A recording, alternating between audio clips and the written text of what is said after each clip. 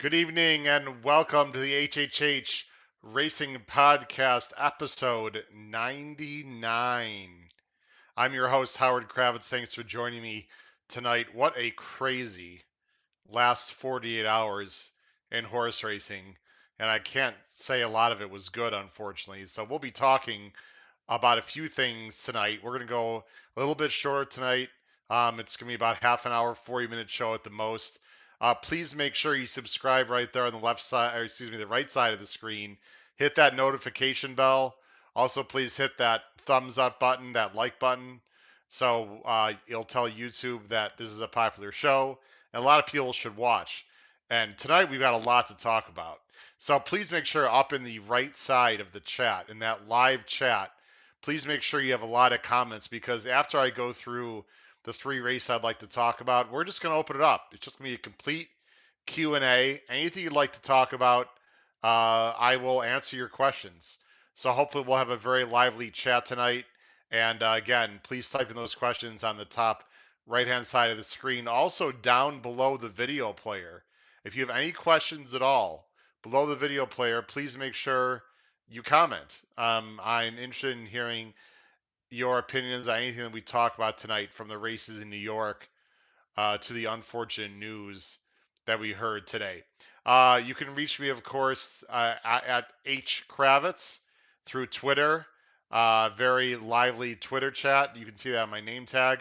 And then below there, you can see on the scroll, hkravitzhorse at gmail.com is my email. Also, you'll see on the scroll, and we'll be talking about this. I am very, very excited. So excited. I've been doing a ton of work behind the scenes. This Wednesday night, it's going to start at 7 o'clock Eastern, and it's going to be about a 3 hour show. I'd love for you to watch all 3 hours. I understand that most people will not. You'll just catch, tidbits here and there. It is my 100th show on the HHH Racing Podcast. I have an incredible guest list lined up. We've got some surprises, a lot of videos, great talk about horse racing on my podcast this past year, and of course, horse racing in the year 2021. It's been a fantastic year across the country and throughout the world.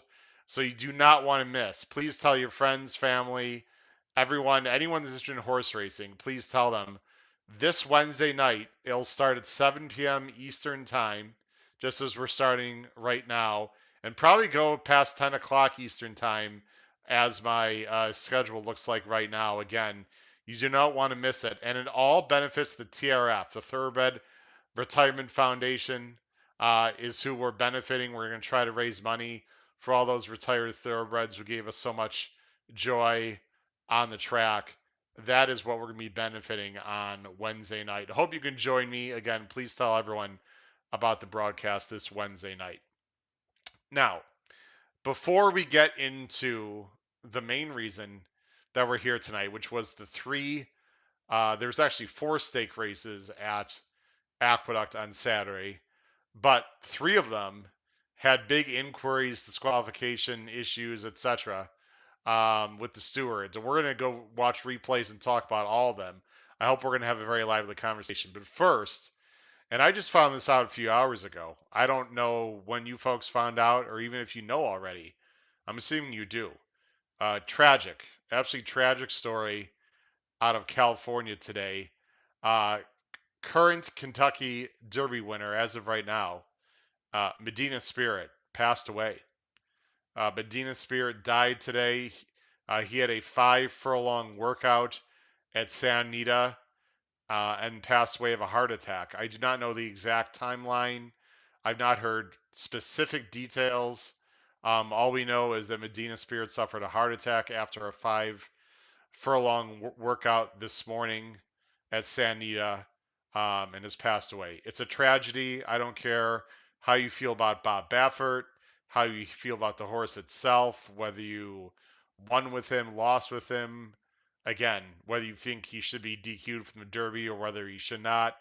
This is not good. This is a horrible tragedy for horse racing. It does not make look it doesn't make the sport look good at all. And again, we have no idea the circumstances behind it. And I want to make sure that everyone hears this very loudly and clearly. the HHH Racing Podcast, of which I'm the host and the creator, I'm not making any accusations at all as to what happened today. We have no idea what happened other than he had a heart attack. There'll be a full investigation. I'm hoping and praying it was just natural causes. It was just extremely unlucky circumstance. That's what I'm going to be hoping for. Again, there'll be a full investigation. We'll just have to see what the results say. But no matter what, Dina Spirit was a very good racehorse. I probably underestimated him many times. He was a worthy Kentucky Derby champion as of now. Again, there's a pending investigation, of course, but rest in peace, Medina Spirit, and we'll see what happens going forward. Just a tragic news all around. Now, let's get into the conversation from Saturday. And Saturday in New York was one hell of a day, I got to tell you. Now, there's a few things I want to say before we watch these replays.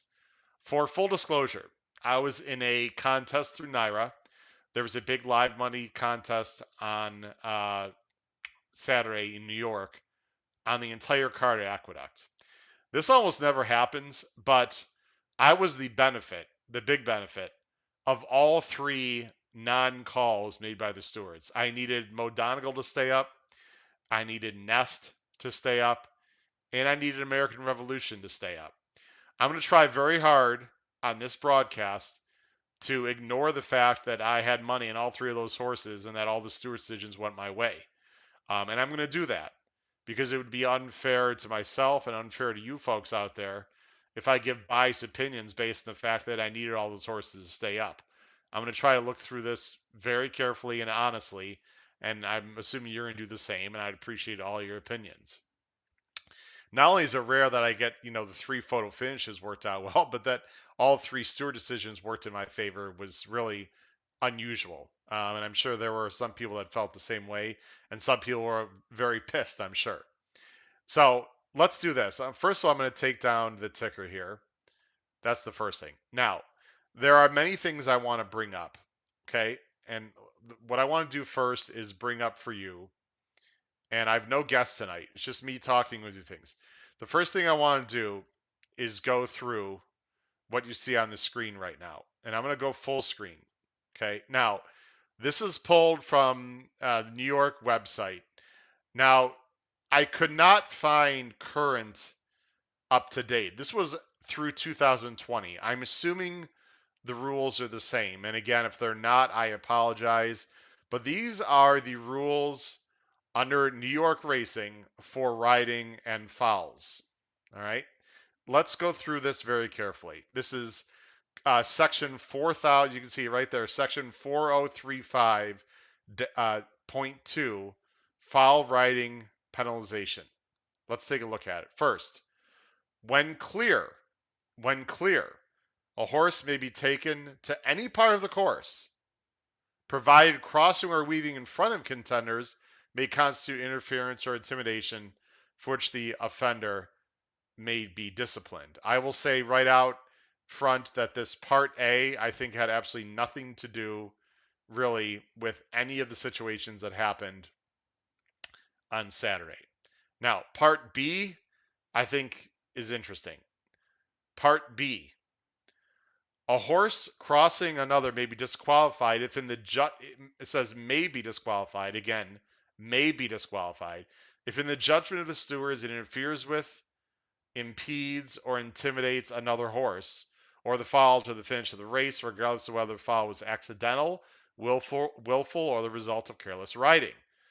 The stewards may also take into consideration mitigating factors, such as whether the impeded horse was partly at fault, or the crossing was wholly caused by the fault of some other horse or jockey. I think the key word here, in my opinion, is intimidating.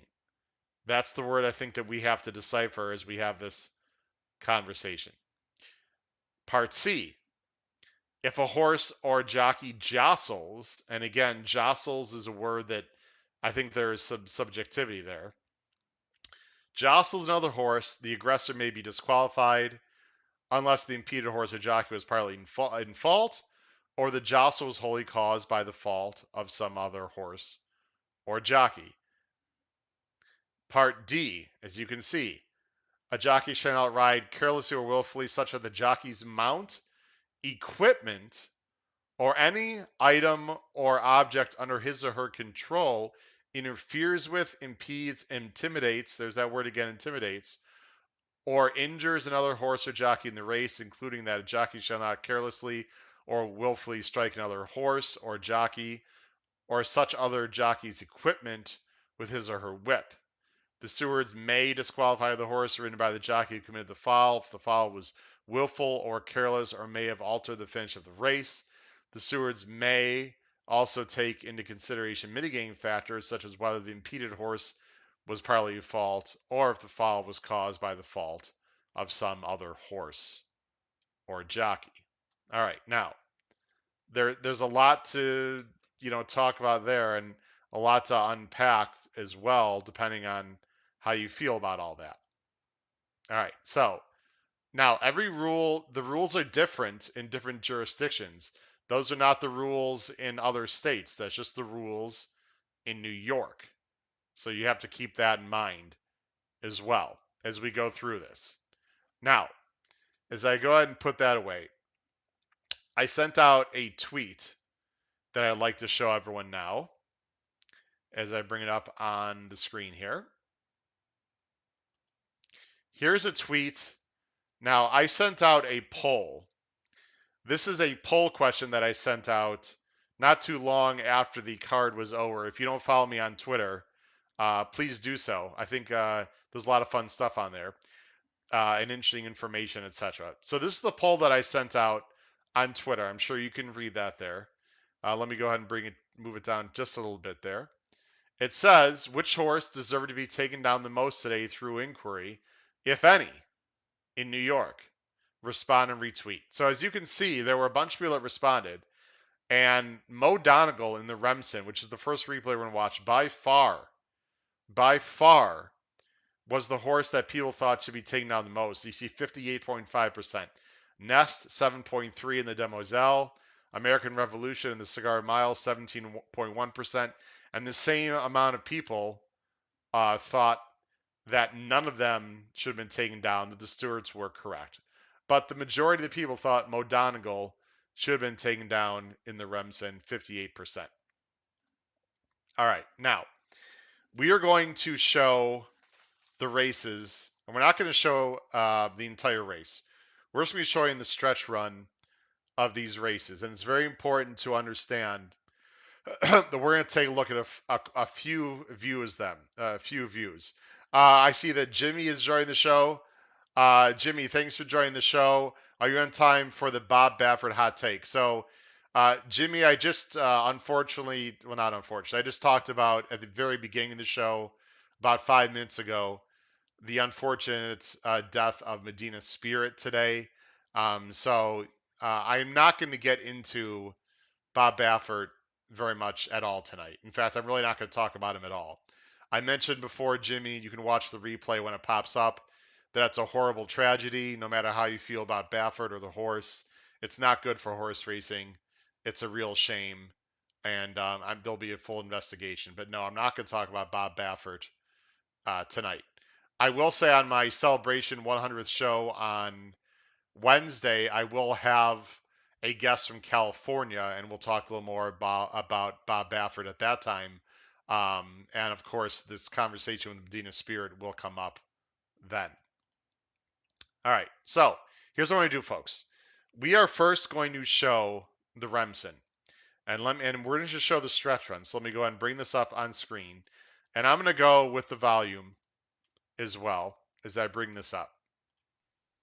All right, so we're going to watch the stretch run of the Remsen and then have a conversation. Now, again, there's really only two horses you got to watch. Right here in the blue silks, this is Zandon. This is a horse for Chad Brown. You can see 6-5 morning line. And this was JV, Johnny Velasquez in the irons. Right here and behind in the Donegal silks there, in the green and yellow, this is Mo Donegal, who went off at 7-5 for Irad Ortiz. We're going to watch the stretch run here, and then we'll back it up and watch the incident. And again, please feel free to comment on anything that you like to as we go ahead and watch the stretch run of the Remsen won by the number 1, Mo Donegal.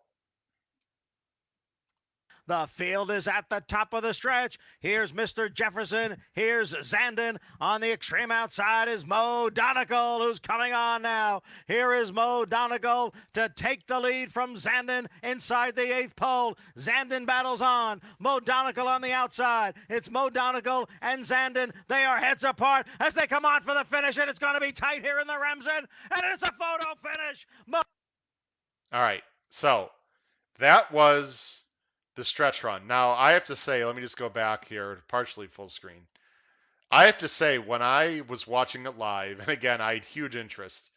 So in the contest, I had doubles with the horse that won the previous race, Lady Secret. Sorry, not Lady Secret.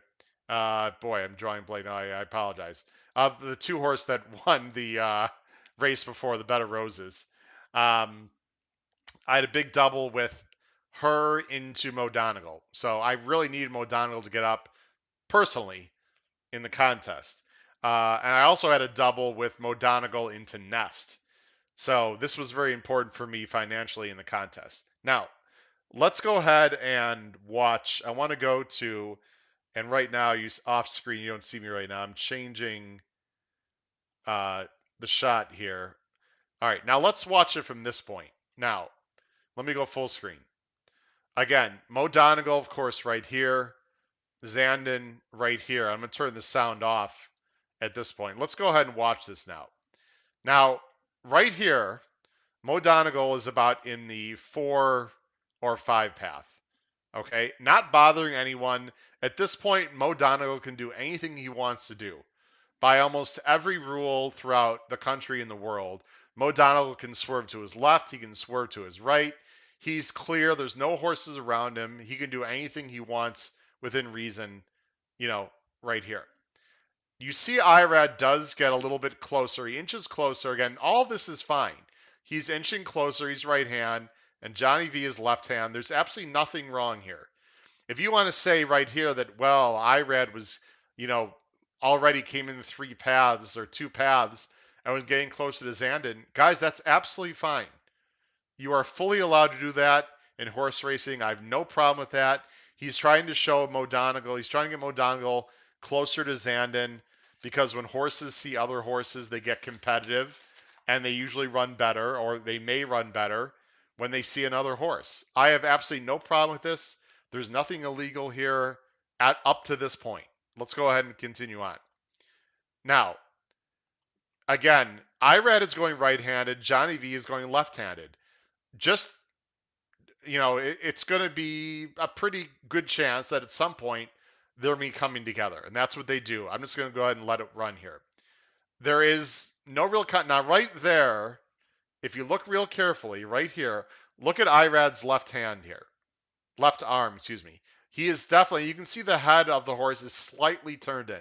There is no doubt at this point that Irad is trying to bring the horse closer in to Zandon.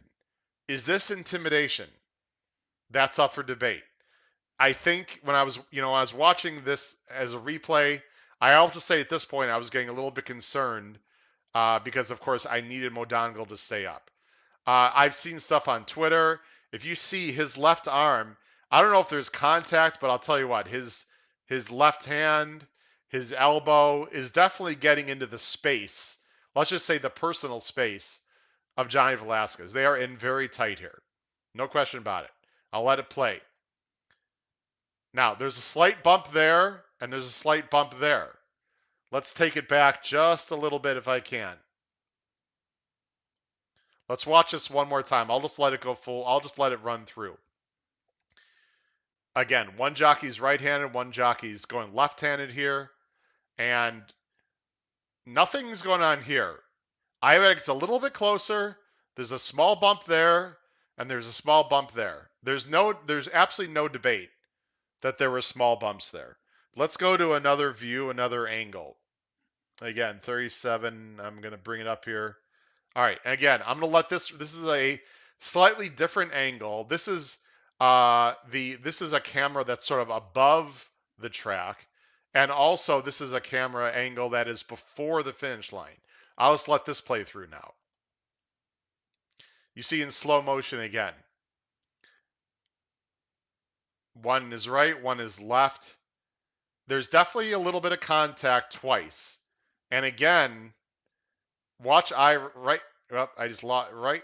I mean, right there, right there, folks. And I see there's a lot of comments on the screen, so I will be getting to your comments, folks. I see your comments on the screen, right here, right here. I mean, there's no contact. I don't think that Irad's elbow is touching Johnny V. It's hard to tell, but this is pretty close. I mean, that is he's getting in his face, so to speak.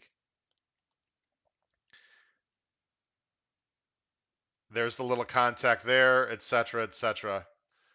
Okay, and we're gonna watch one more, and then I'll get to your comments. And again, feel free to comment. I see a lot of comments on the screen. I'll respond to it. Here's one more time. You see the box there, and I mean, there's a lean, there's a bump. All right, let's go ahead and take this off the screen because I know there's going to be some comments. I'll go ahead and go full screen here. Let's take a look at some comments. And again, I would appreciate if you were to comment, please make sure that they are appropriate. Otherwise, I will not be putting your comment up on the screen. Um, let's see what Adelphi has to say here. Adelphi Racing Club. That Joel wasn't hurt and was on his mounts. Even with the clear interference here, that Chad's horse finishes ahead of Todd. Um, again, Joel Rosario is injured. He's not racing. We'll never know. Um, easy to take down the one. JW, thanks for joining the show. If there wasn't corruption, wow, I don't know about JW. I don't think there's any corruption there. You can think what you want. That's fine. I'm gonna have to disagree with you. Um, Irad is half off his horse, uh, beyond bringing the horse closer, in his opinion. And I believe I know who's writing this. I won't mention this person's name just out of respect to him. Um, you might be right, sir. I could tell you that it was a very aggressive ride. There's no doubt it was very aggressive. You could say it was egregious, over the top, etc. Um, uh, Mchar, thanks for joining the show. Um, Johnny Vigo's left-handed at the top of the stretch. Yeah, he's going left-handed. I mean, that was something that has to be taken into consideration. Um, let's see. JW, the bump is because Irad is leaning in. Now, there were two bumps. There were two bumps. All right. Tom Espinoza. Tom, thanks for joining the show. I've heard jockeys call that good race riding. So let me make a few comments on my opinion. And folks, this is just my opinion. Take it or leave it. All right. I think this could have gone either way. I've seen this taken down before. When I watched the replay, and again, I need Mo Donegal, but when I watched the replay, I was nervous. I think, in my opinion, Irad was a little bit over the top here. I'm not going to say Irad did nothing wrong. I originally tweeted out there was good race riding. Now, I tweeted that out. Admittedly, I jumped the gun a little bit before I watched a lot of slow-mo replays and did like a full deep dive into watching. So my tweet, I was jumping the gun a little bit. However, there's nothing wrong bringing your horse over to another horse, making him see them.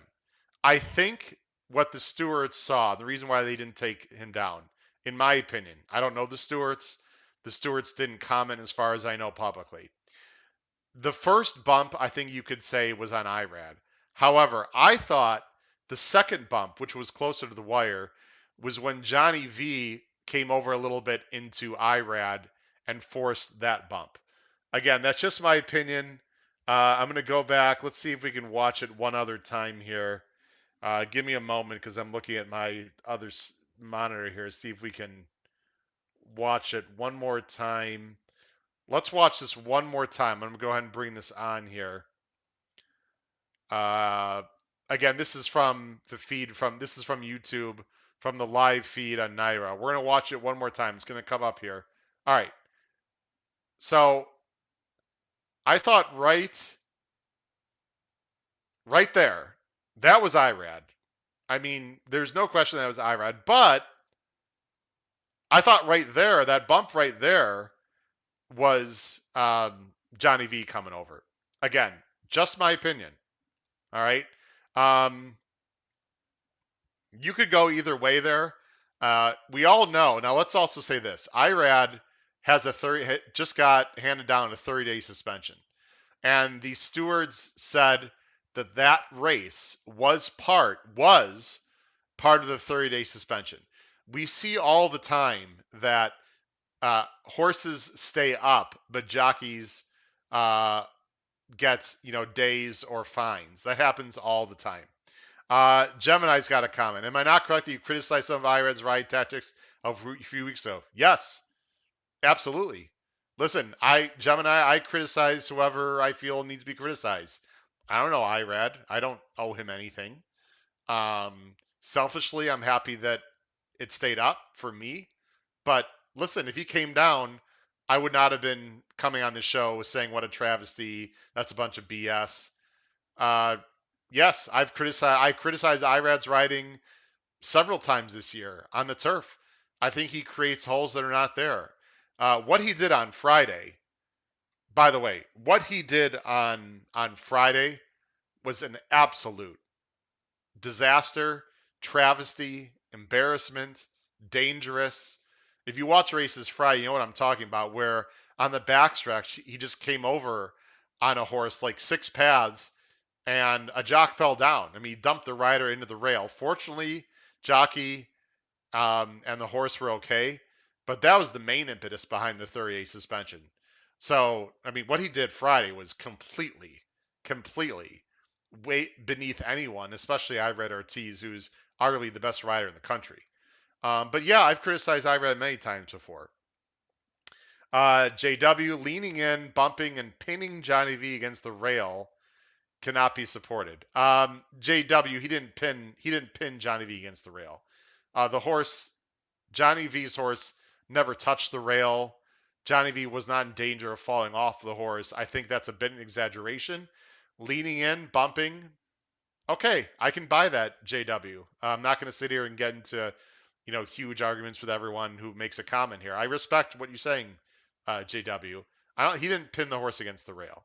The other thing I'm going to say, and then we're going to move on to the next race, and I want to talk about this race the most, but if Johnny V, and I'm not saying he should have done this, I love Johnny V. I love Irad. In fact, they're friends. If Johnny V had not bumped back, and if Johnny V had like sort of steadied the horse and pulled back and done a little bit of an acting job, or maybe brushed the rail, there's no doubt in my mind, Irad would have come down. No doubt. But Johnny V kept fighting because he realized he still had horse and he had a chance to win. I am not blaming Johnny Velasquez for what he did. Please don't mistake what I'm saying. I'm not blaming Johnny Velasquez for what he did. All I'm saying is if he took another tact, if he decided to, act as if he was losing balance, or, maybe if he let the horse maybe brush the rail a little bit or just something little, I think Irad comes down. But again, I don't blame Johnny V. He's trying to win the race, and he still had plenty of horse. So very, very tough call. Very tough call. It went the way of Mo Donegal. Congratulations to Todd Pletcher. If you are on the bad end of that, that's a tough way to go. No question about it. All right, let's go on to the next race. JW, I am going to comment because I think it's a fair question. Do I want jockeys to act or try to win? JW, I want jockeys to try to win. I just said I'm not saying JV should have pulled an acting job. I want jockeys to try to win, JW. I don't in the NBA, I don't like flopping. I don't like flopping. I don't like acting. I don't like any of it. I want them to do their job. I don't like any of it. All I'm saying is it is part of the game. If you don't think it's part of the game, then I don't know what to say. I mean, it is part of the game. Athletes do it all the time. I hate it in soccer. It's ridiculous in soccer sometimes. So no, I want jockeys to win, JW. All right, let's go ahead and move on to the next race because we could talk for a long time. There's two other races I want to show. Let's talk about the Demoiselle. Now, the Demoiselle as I go ahead and switch to that. I'm gonna go ahead and switch screens here in just a second. This was a great race also. Listen, the racing was fantastic on Saturday. It just was controversial to some extent. Let's go ahead and watch. This is the Demoiselle that I'm going to bring up here on the screen in just a moment. I'm going to go full screen. Here's the Demoiselle. You have Nest right here. This is IRAD with Nest, the 5 horse. You also have the 7 horse here who is in the race. This is the 7. And then you have the 3. Valentine was the 3 horse. This is Magic Circle. Sorry, the 7. Johnny V is on the 3 horse right here. So another situation in this race. Now, let me say one thing before I even show this race. And by the way, I love the conversation. Thanks everyone for your thoughts. I'm not going to show the first turn, but if you watch carefully, go watch the replay. On the first turn, Vendy Valentine, the 3 horse with Johnny V, who obviously is pissed at Ira at this point, veers out on that first turn and forces Nest, the 5, into the 4 path. I'm not saying Johnny V did anything wrong. That's really probably more race riding. But if you watch the first turn, there is no doubt that Johnny V on the 3 takes Irad on the 5 out into the 4 path. No doubt about it. So I just want to say that up front. All right, now let's go ahead and watch, and I'm going to go ahead and put volume on. Here's the stretch run of the Demoiselle from Saturday. Has dropped back to last, passed there by Misinterpret and Nostalgic. It is Magic Circle, Full Count Felicia, Venti Valentine, and on the extreme outside, it is Nest. 4 of them are stacked across the track as they come into the stretch. Magic Circle is down at the rail. Venti Valentine is all out in second. Nest is on the outside in third. Nostalgic putting in a late run, but just an eighth of a mile to the finish. And it is Magic Circle racing a bit erratically here in the stretch. Nest driving up on the outside. Venti Valentine is in between. They're coming on for the finish. It is Nest on the outside, then Venti Valentine, and it is Nest to win the 100th running of the Demoiselle. All right. Great race. Fantastic race. There's Nest. Now, there was a situation in the stretch here that we got to talk about. And I'm going to go ahead and fast forward. I have timestamps here. I'm going to fast forward approximately to where I want to go to, which is about. All right. We're going to watch the head on here, and I'm going to turn this volume off. All right. Let's go full screen. Here's the head on. Again, you've got the 7 horse right here. Here's the 3, and there's Nest. Now, Magic Circle, absolutely without question, and the jock's going left-handed. I think this is Manny Franco.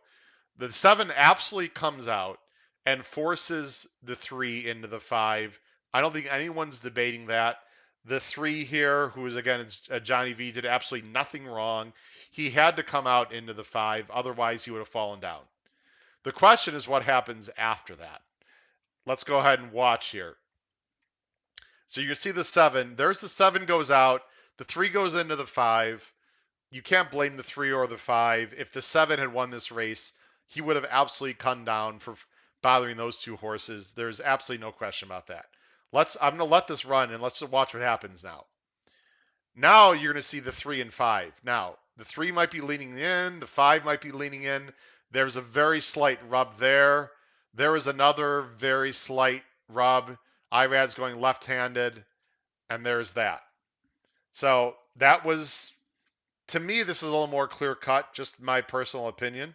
I'm going to go ahead and go to another spot where we can see the race. Let's go ahead and watch it here. This is the head-on. Again, here's Nest and Irad.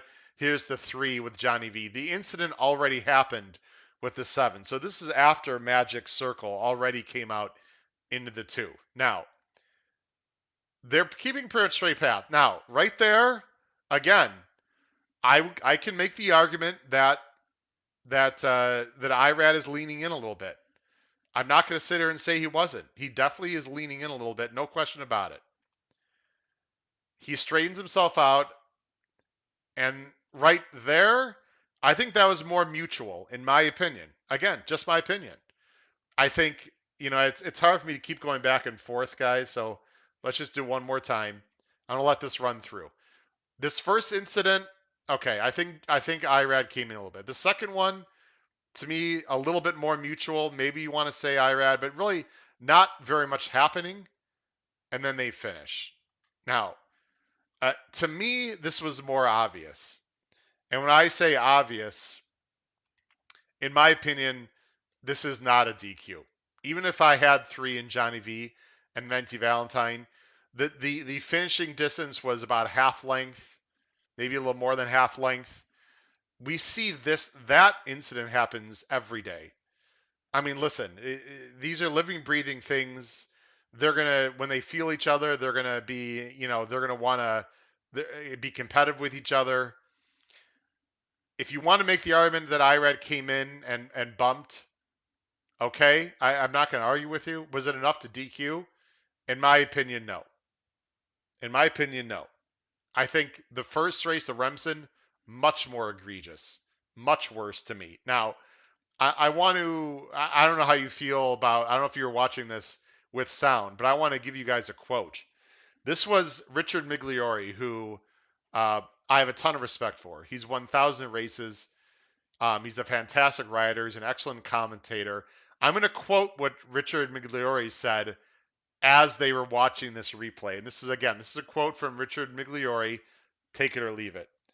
He said, rubbing is riding. Let me repeat that. He said, rubbing is riding, bumping is not. Again, Richard Migliori said, rubbing is race riding, bumping is not.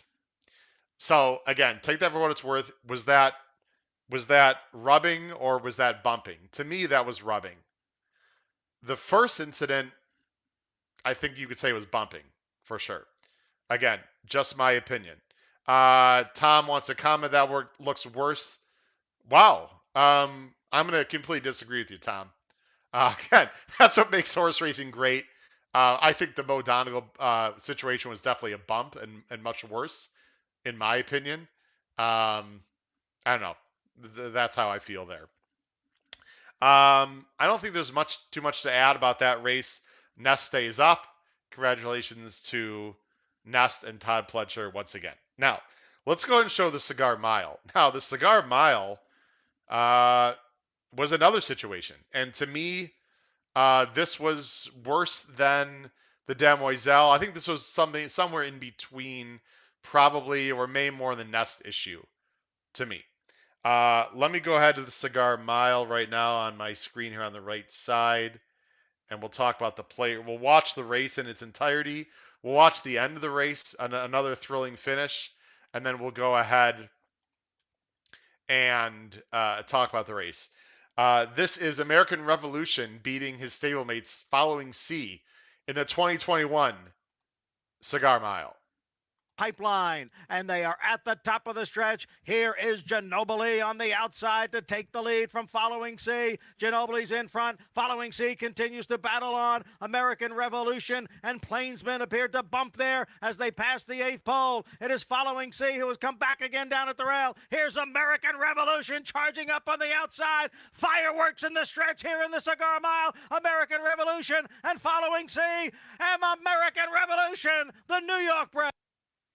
All right, so American Revolution wins, but again, we got another issue on our hands.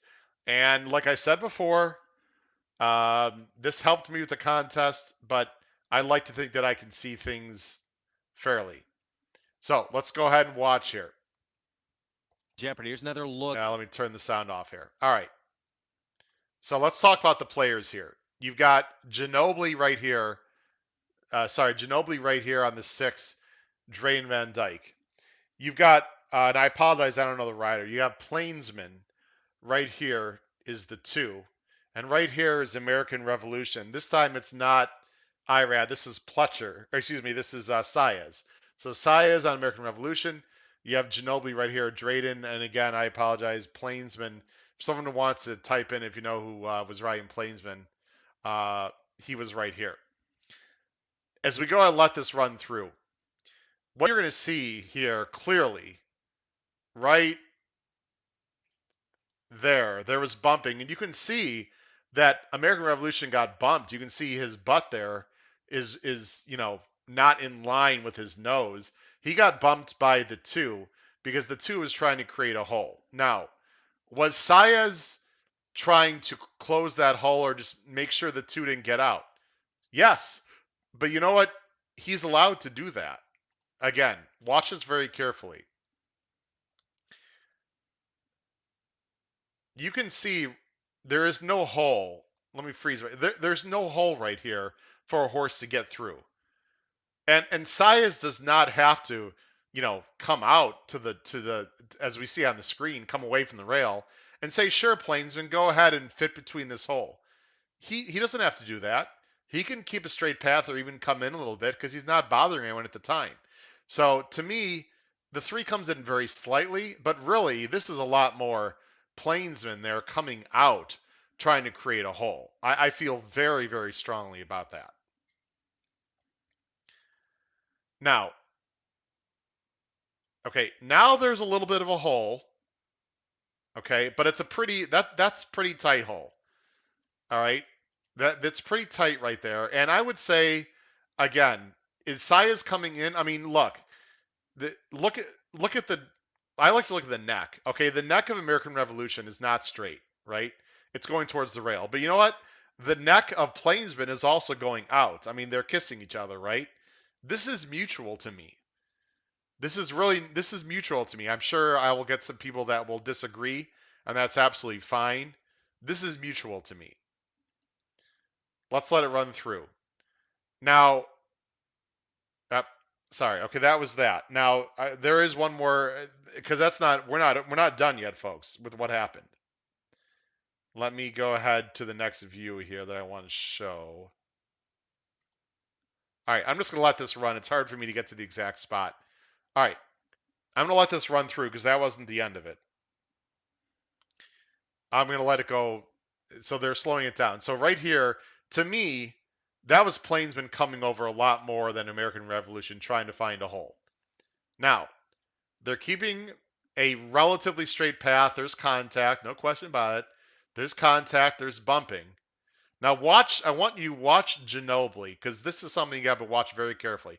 Watch Ginobili. Ginobili is going to drift out and make the situation even worse. You see right there, he's drifting out. He's drifting out a little bit. And no question, Plainsman gets bothered. No doubt, Plainsman gets bothered. The question is, was that caused by American Revolution, or was that caused by Ginobili coming out and forcing the butt of Plainsman into the butt of American Revolution? I'm going to show this. We're going to get one more view, I believe, here. Hold on one second. And we're able to see the lane. This is an interesting shot from Naira here. Hold on one second. This is gonna be. We got one more shot coming up. This is where they're putting. Here's the lanes here. This is a great view. We'll let it run. Now it looks like the 3 and 5, the 2 and 3 are pretty much keeping it straight. Now the 3 did come in a little bit, but Ginobili is also coming out a little bit, and then there's a bump there. So, and I'll just let it run. And at this point, it's over. And again, very tough calls, folks. I mean, these are really tough calls to make. And if you want to comment and you believe that Plainsman should have won the race and that American Revolution came over and Saez was the main fault of the problem, I'm not going to argue it. In fact, when I was watching this live again, I was concerned. I was concerned American Revolution was going to come down. In my opinion, and this is just me, in order of what was worst to what was least egregious, I think Mo Donegal and the Remsen was the most egregious. I agree with people in my Twitter questionnaire, my Twitter poll. I think if anyone was going to come down, I think it should have been Mo Donegal. My second most egregious, or in the middle, I would say was the race we just watched. American Revolution, the first bump, no. After that, I don't know. I thought size was making it pretty tight and maybe came over.